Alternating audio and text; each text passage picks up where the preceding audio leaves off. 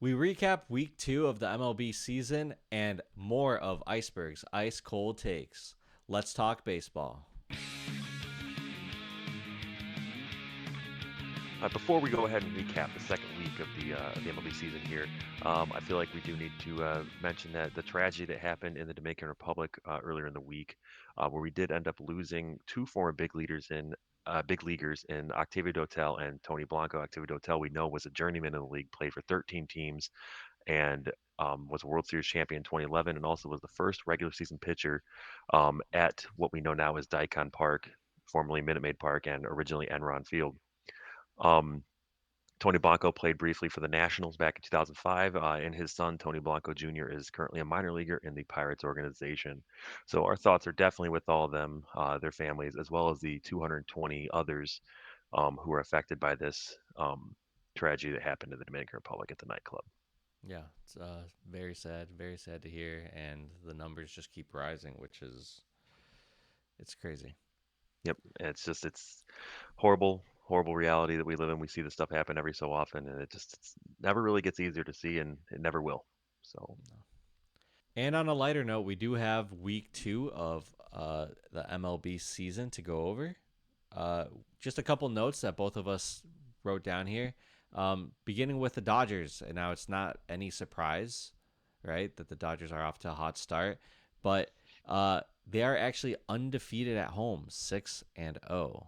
Um, they will continue a series at home this weekend against the Cubs. So we'll see if our Cubs can upset them at home. Yep.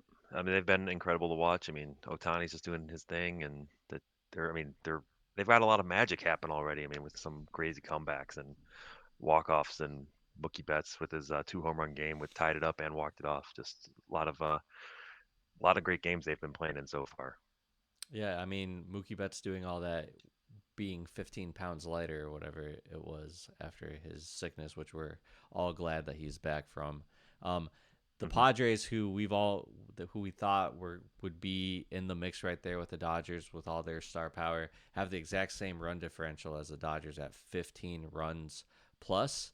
Um, they've had a pretty strong all around performance. I think the game that we went to a week ago, I think the cold, those Southern That whole California series, guys, yeah, Southern that California cold got to guys, him. yeah, cold kind of got to them, um, and the Cubs did take advantage of them. They're still only 10-4. Two of those losses coming to the Cubs, but they've been able to rebound since that series lost against the Cubs. You could say the same about the cold effect in the Dodgers too, with when they came out east here and played Washington. I mean, Right. they definitely ran into a brick wall going into there. So. Yeah. I'm not sure how many people had that had that happening going going into Washington and losing all those games. Then we have the Phillies, who are currently 8-3 as we are recording this. Run differential also of plus 15, um, and they've really kind of pulled. Well, we're 2 weeks in, but they're starting to already kind of pull apart from the rest of the group over in the NL East. Yeah, I mean, and you got still got Schwarber who's hitting the cover off the ball, and I mean they're pitching well. It's just they're looking like a good all around club here early on. Right. And finishing off with the Houston Astros in the AL West, who both of us had the Mariners winning the division, and obviously it's way too soon for that. I mean, They're not uh, looking good, that's for sure. they're not looking good. They're not doing what everything we said that they had to do, as of 2 weeks in. Houston Astros right now 8-4 with a run differential of 9. Okay, but Now, they're real quick before we leave yeah, the AL West here, I just yeah. want to touch up after seeing some games both with the Mariners and the Cubs being played at Sutter Health Park there in Sacramento. What are your thoughts? Uh, I it plays small, right? Mhm. And I don't know if that's just the guys that were playing. Um, the ball definitely seems like it was jumping off. Uh, the Cubs have shown to have a decent offense as of now, and I'm only saying decent because I mean, For of the the Cubs. short, yeah, the Cubs, but it's like a short sample size, small sample size, right? But Yeah. from what we were seeing, like it didn't seem like any lead was safe. Uh, No. and and the Athletics, I know that I praised them a lot, and I said that they're going to be maybe a third place team in that AL West. Um, they aren't supposed to have like the same firepower as a team like the Cubs with a Kyle Tucker, Seiya Suzuki, and all that stuff. Yeah, they have Langoliers. Yeah, they have Brent Soderstrom's Rooker. tearing it up. Yeah, but I mean, they're all those guys are just making that park look so small.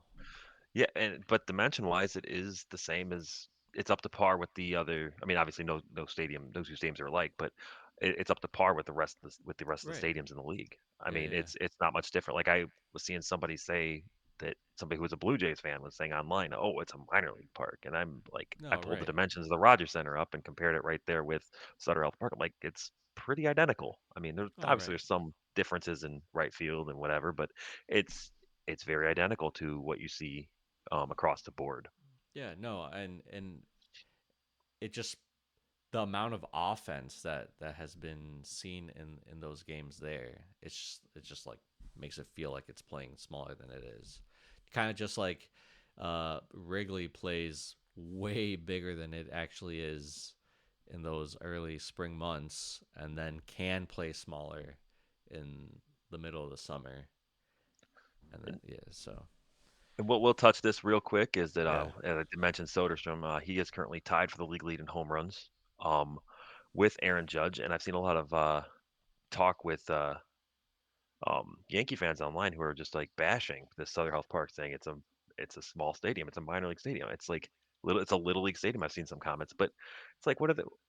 I mean, granted, Judge isn't hitting home runs over to the short portion, right? But I, I mean, you can't Austin Wells be has a couple home runs that are going over that short porch. It would be outs in any other park in the league, except for right. Tampa.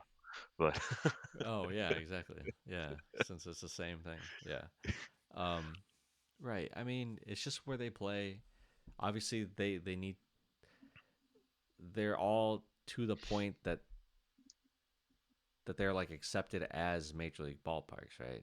And hmm like you just said 2 minutes ago, like they're minor league parks, but there's the dimensions still fit for a yep, major league park. It's even not like little league where it's like the Bronco is like everything's 50 feet shorter than the next league up. Like it's not like that.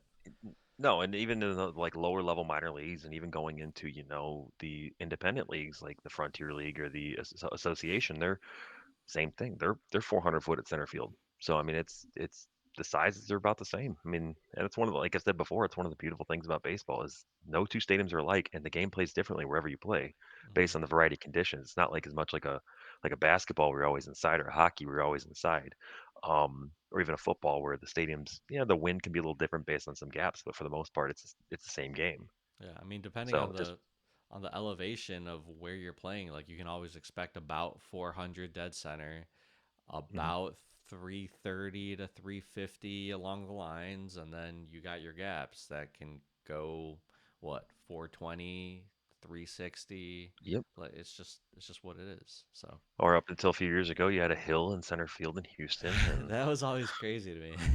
I always loved it. Like, I mean, I Yeah, was kind of yeah, disappointed when they took it. I get that it was like obviously an injury waiting to happen, but it was always kind of, it was just neat. Like, and then you could hit that ball as Bob Brenly, former Cubs analyst, current Diamondbacks analyst, always put it, was that that ball could hit the top of that flagpole. That's still in play. That's not a home run.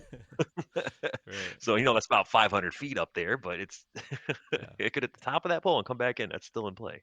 yeah. So And as if I remember correctly, that field wasn't the only one or wasn't the first one to have a hill in the outfield like that. I'm pretty sure it was paying homage to a different field, and I could probably look up what it was. But I believe you're correct. yeah. Uh, struggling teams. We talked about the teams that are doing pretty well. Struggling teams.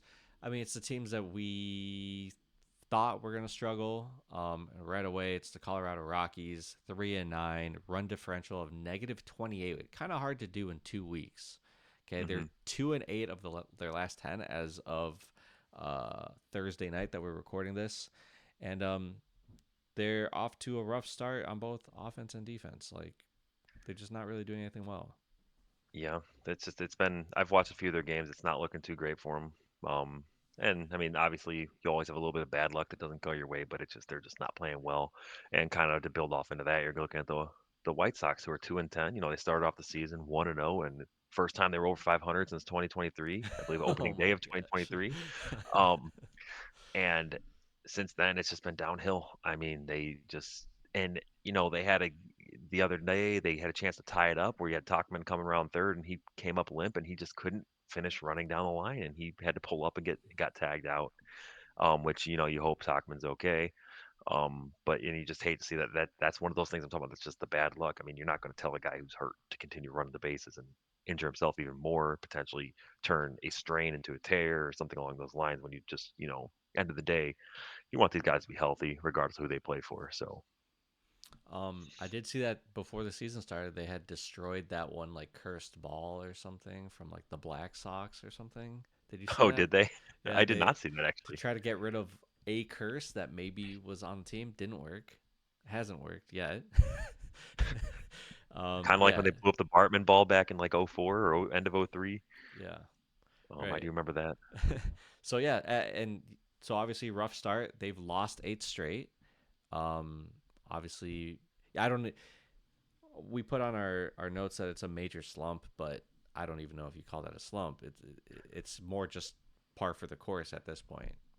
It's the White Sox. I mean, it's what you can say. It's what you expected. It's pretty much what they did. It's the second year in a row they said, "Hey, we got a brand new milkshake. Come to the stadium for the milkshake. Our team's trash, but come to the stadium for the milkshake." It's like, Jerry, Jerry, Jerry, invest in the team. Make people happy. I mean, I know I'm a Cub fan. I know that I will always argue Cubs over Sox. But something that makes Cubs versus Sox fun is when both teams are competitive. Like 2008 was probably one of the most fun years I had watching baseball because both the Cubs and Sox were division leaders. They both went to the playoffs. They both won their division. It was a lot of fun, a lot of back and forth. A lot of people like, oh, we could have a crosstown World Series, and both teams lost in the first round. But overall, it was still a lot of fun that year because you know everybody was happy, everybody was hyped up. Stadiums were packed on both sides of town. It was a lot of fun. So um, competitive baseball's good. I mean, that's all it is. Yeah, and then our third team that we have that I still believe is going to finish above the Rockies and the White Sox are the Nationals. I feel like the Nationals have way more of a plan than either the White Sox or the Rockies do, even though they I would are agree. 0-7 uh, in all their away games. So, They're not going to end 0-81 on the road, so they'll be fine. um, just some interesting things, interesting trends, notes that we've noticed is that the Royals, they're on a 3-game winning streak, uh, despite being 500. So they've made their way back up to 500, and hopefully, I mean, a lot of the stuff that we're saying, we're only 2 weeks in, but I had Kansas City winning the division, so it's good to see them at least back up to 500. After 12. Um, yeah, it's nice for And me to I mean, see at least. Detroit's been playing pretty good ball in that division. I mean, you see that they've done a good job there, and they got hit with some of that bad luck I was talking about against the Dodgers in LA. Like they could have very easily won two of those games. Yeah, right, So it's just, I mean, and one of those was the Mookie game, but um, I digress there. So then we got the Minnesota Twins. They are so far perfect at home, 3-0. But on the road they're 3-6. Anything to say about them? um, I don't know. The Twins, I think they're still going to have an off year. I think they're still going to end um, toward the bottom of that division. I don't know. They're just not. They just aren't built. They're not built to win even in that division. I think it's going to be a Tigers and Royals division with the Guardians creeping in from the outside. Yeah, I do. I've watched a couple of their games. And I do feel like Harrison Bader, maybe to begin the year, he was more of a fourth outfielder kind of guy, and he has been playing decent to the point to Hmm. where he's kind of like, and like we said, this is a team that's kind of working through some stuff, but he's given them a case to be that a regular outfielder for them, which is Right. good for him. Which especially like coming up with the Cardinals, and then he went to the Yankees, Reds, Reds, right? Uh, Pretty yes, you're correct there. Reds, and then like I coming up with the Cardinals against the Cubs, I thought it was like, oh, geez, there's gonna be this Harrison Bader kid that's gonna be, you know, Jim Edmonds, and it just kind of hasn't worked out. So it's nice to see him just kind of like make himself a spot on a team like that. Rangers, they have a negative run differential. We just saw them play the Cubs. Also looked like they were affected by the cold a little bit. Um, they have negative run differential at -8 runs. Even with that, they are still leading their division, which goes to show us a little bit about that division, how they've started right now at 9-4. hmm I mean, they were 8-2 with a -1 run differential, and it's because Yeah, you had those two games where they beat the Reds 1-0 consecutively. And I right, mean, you're only scoring 2 runs in 2 games. I mean, that's gonna definitely hurt the run differential. Then you go ahead and lose by 3 games. You're 2-1 with a -1 run differential. Excuse me, lose by 3 runs. right. So, And um, and these run differentials, I always find them interesting. Obviously, once that sample size starts getting bigger and bigger, you really start to see the trends. Right now, they're kind of going all over the place.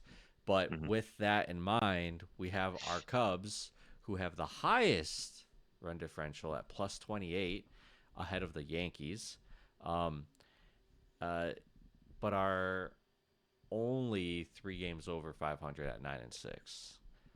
Yeah, I mean, they've been tearing the cover off the ball. I mean, from an offensive standpoint, I mean, but we were in the same boat last April. Like we were watching this team do the same thing last year, and then they fell off in May and June, and pretty much dug themselves a hole they just really couldn't get out of. Um, I mean, but so far, a couple things I really like out of this team is they do lead the league in walks taken, from a batting perspective. And they're scoring a lot of runs. They also lead the league in leaving runners in scoring position. Oh, the And amount of times that they leave the bases the loaded. bases loaded. Oh my God, dude! And it's It, been fro- two it weeks. was it like on opening day. It was like at least twice, if not It three was times. it was twice, and then like the next day they Twice. did it again, Mm-hmm. and they just keep doing it. But all they have a lot of traffic because of they just take good at bats. Okay, Exactly. I don't really mind the left on base when they're just constantly taking good at bats. They're getting to the bullpen early, and And they're you know, scoring runs. then they're I scoring mean, they're still runs. scoring a lot. It's not like they're losing, you know, 3-2 and they left the bases loaded 3 times. If they, I mean, Exactly. then I think that's a reason to really be up in arms and Right. throw your phone through the window. But Yeah.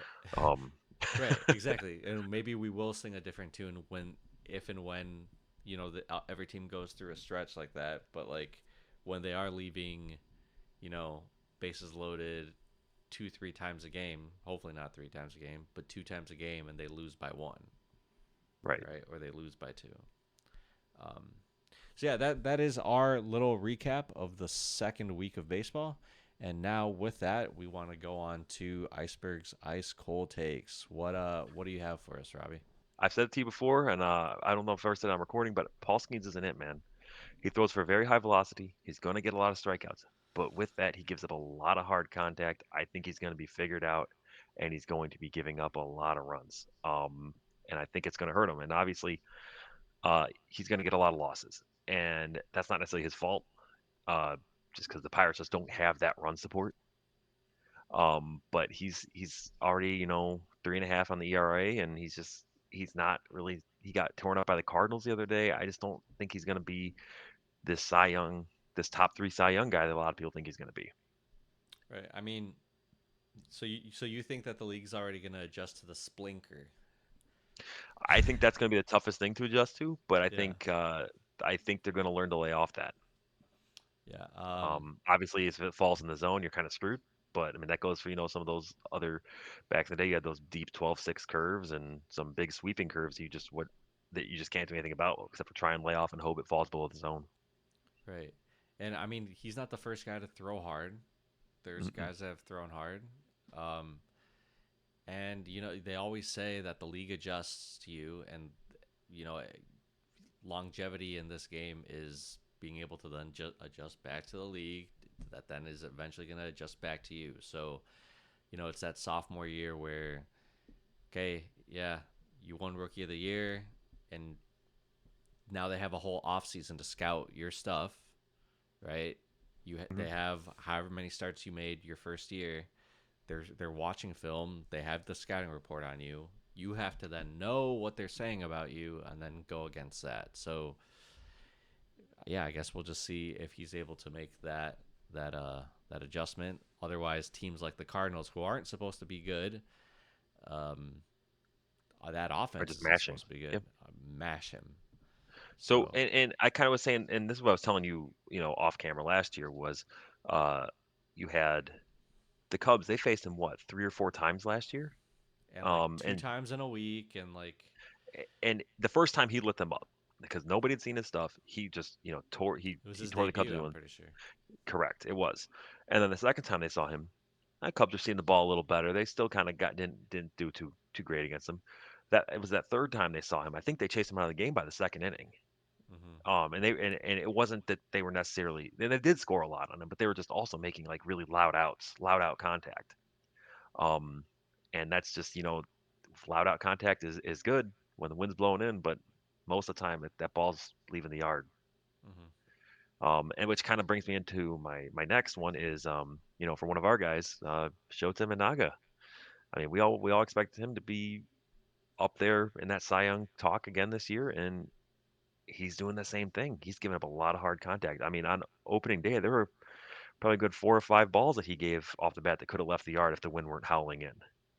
And Right. that one to Maldonado, that just, I mean, that was a screamer. I mean, that thing was out like that thing was out in a minute. But that's obviously a concern for Cub fans, and it's a concern for us. And hopefully, and it's, I mean, it's again just the leagues. They see these pitchers for the second time, and they're like, our second season, we're like, okay, now we know what to look for. Right. Especially guys, guys are now seeing him. It's not just the team is seeing him, and not just like these other guys are seeing. Some of these guys who have seen him before have changed clubhouse, and they're like, all right, you guys have not seen Imanaga before. You guys have not seen Skenes before. Here's what to expect. Here's how you take the bat. Here's your approach. Yeah. And So, Wrigley played abnormally small last year because of the weather. mhm, I'm not sure if you had seen that, but it played abnormally small, which for Shota, when he came in from Japan, all the Cubs fans heard was that he was a fly ball pitcher. And with that, with Wrigley playing so small, with all the times that the wind blew in last year, it helped him, and it didn't just help him. It helped guys like Jameson Taillon, who like had like a really good year last year. He's mhm, not supposed to be a. He gave up a lot less home runs than he did the year prior, and it just helped the pitching staff. The bad part was that then our offense just didn't take advantage of that, and it's because they also were just waiting for the home run. At least that's what it felt like. So like you mhm, can't have the pitchers benefiting from it and then the batters also still trying to work that way, which I do feel as a Cubs fan this year and the short sample size, they understand that now and they've been playing a lot more small ball. They've been stealing the base, getting walks, stealing second, stealing third, birdie, um, Birdie, PCA, Hap, PCA, Hap, Nico, right? Dansby, they're all stealing bases. Tucker, who's not exceptionally quick, is stealing bases pretty easily. Right. And I I like mean, that it's brand of baseball. Like make me it too. happen. Make it Very happen. 2015 Royals. Very much like the Yes. 2015. That's how they won the World Series Yeah. with like Lorenzo Cain and crew. They were getting on base. They were stealing the bases. They were winning games. You work the long at bat. Maybe it works out for you. Maybe it doesn't. You just you keep working long at bats as a team. That is so taxing for a team, for the opposing team, especially over a series, right? You Hmm. you tax the bullpen game one.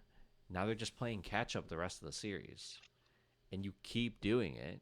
Yeah, it's not always going to work out, but that's just going to lead to runs, right? That's Right. going to lead to these blowout games that the Cubs have been part of on the good side so far. Yeah. Um, Right. but So yeah, as a Cubs fan, I hope that you are wrong about Shota. But you I do know too. the yeah, I feel like that first his numbers from year one are going to be very hard for him to replicate.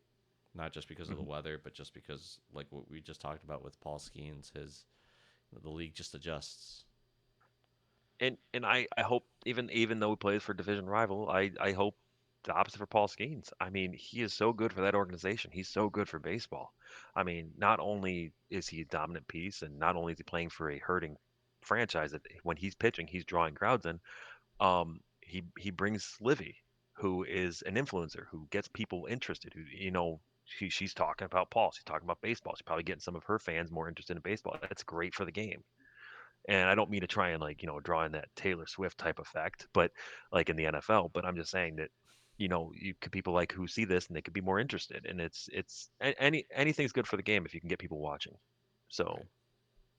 and then my last cold take here is uh, high price tag Kris Bryant.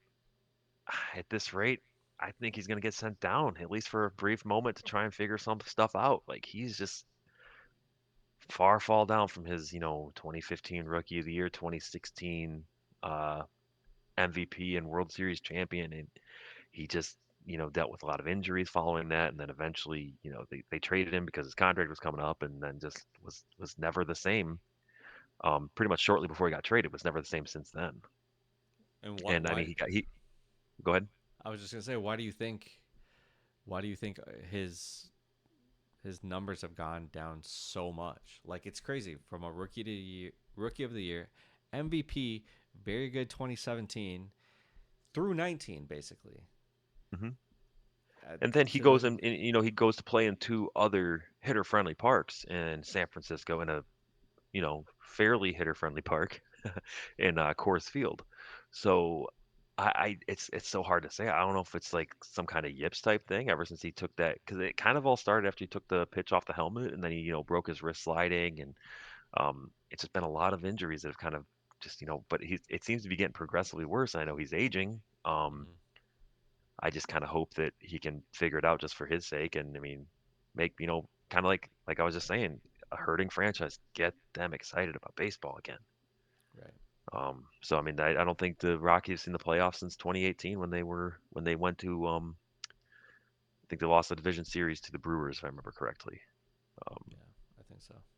so They made it past the Cubs and then yeah, lost in the division I know I series. was there.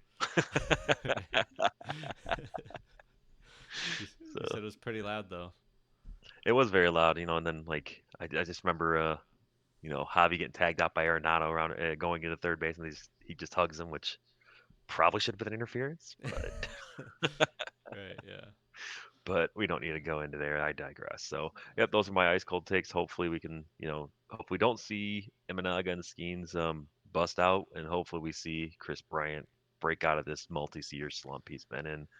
Um, and yeah, Well, we'll definitely revisit those if we start seeing a trend with both of those pitchers, or if we do see Kris Bryant in the AAA. What is their Rockies AAA affiliate? You should know. You uh, got your MLB road the to the Show, show. Road to the Show guy, It is the Isotopes. the Isotopes. So if he's playing for the Isotopes at any point this year, we're gonna have to bring this back up. Yeah, so because I know I came up through the organization there with the Yard Goats in the Double A. So There you um, go. Hartford to Albuquerque. That was a heck of a move, man. I can say that. That was a long flight to up and leave Connecticut and go to the desert there. So Nice. yeah, I All never left right. my house in the Midwest. So All right, perfect. So with that, that is our recap of week 2. Join us next time where we talk about week 3, maybe a couple more Iceberg's cold takes. Um, don't forget to subscribe, like, comment. That really helps us out. We're really just trying to get these coming out a little bit more regularly. Um, get these regular viewers coming, and that's it. Thank you.